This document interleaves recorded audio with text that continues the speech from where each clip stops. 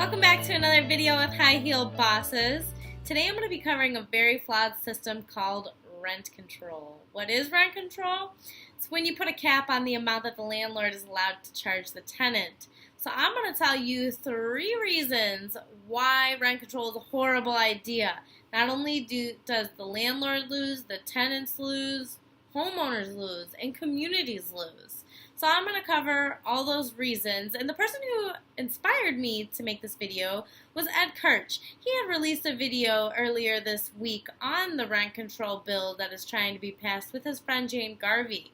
She's been spending a lot of time trying to fight these bills. I actually wanted to play a clip from his video before I go into my 3 reasons. In Illinois, as well as a couple of other states, there's a movement to enact rent control. In Illinois, back in 1997, we had passed a state law prohibiting it. Last year, one of our state reps brought up the subject. He said every community ought to be able to make up their mind whether they want it or not.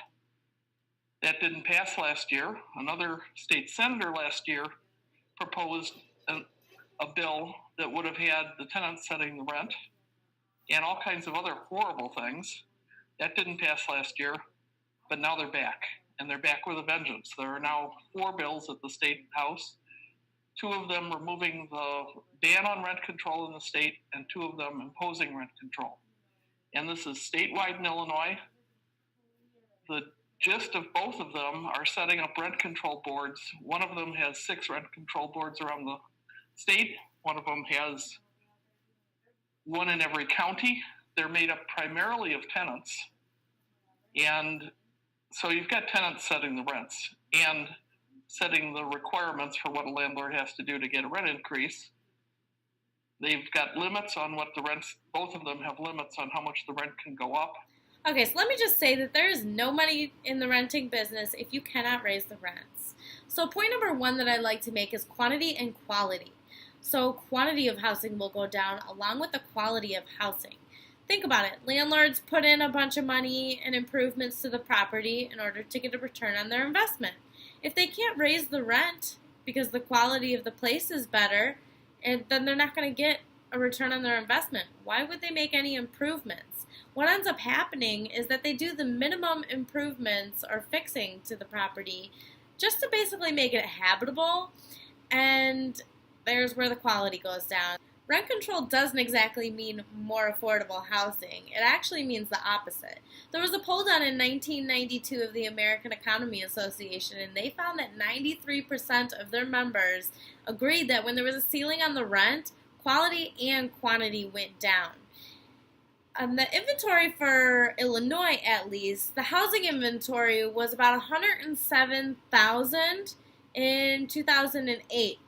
So 2018 now, it's about 47,000. So what ends up happening is these landlords start doing things to avoid the rent control bill. They could sell off their unit individually. They could Airbnb it. Either way, the inventory starts going down when you start doing that.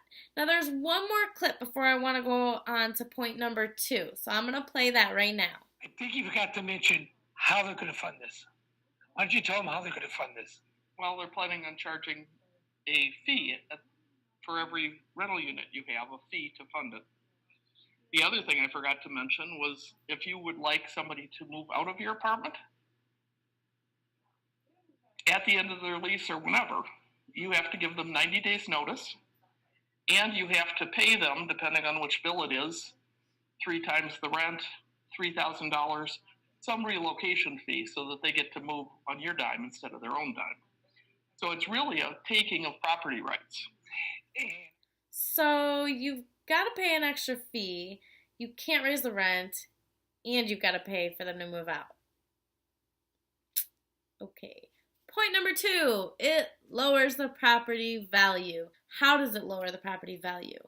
Well, a multifamily building, the value of it is determined based on the income it produces minus the expenses. So if you put a cap on the income, it's not bringing any more money in, and you're adding the expenses of a fee per unit and move out costs, then you're raising the expenses. And one thing to think about that are not expenses are taxes. The taxes will be lower, however, homeowners will suffer. Because if all the taxes are lower on these multifamily buildings, what do you think Illinois is going to think about that? They're obviously going to do something to make up for it. So what they plan to do is to dip into homeowners, raise their property taxes, and compensate for it that way. So point number 3 can be summed up in one question. Is this bill benefiting who it's made for? No, it is not. It is made to benefit low-income families, but it does not benefit them the most. It really benefits the person who's lucky enough to get a lease agreement signed when rent's low, and then the whole area surges up.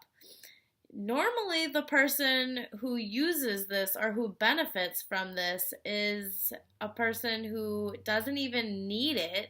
They just get lucky, keep that low rate at the landlord's expense. So there are so many problems, guys. We've got to do something about it, because if landlords lose because of the profits, tenants lose because their quality is going down along with quantity, homeowners lose, communities lose. All of these things are downfalls. This woman, Jane Garvey, is generous enough to be spending all this time to fight these bills. She cannot fight it alone, though. We have to fight it together. So you need to be contacting your senators. Contact your legislators. Tell them that to vote no for rent control.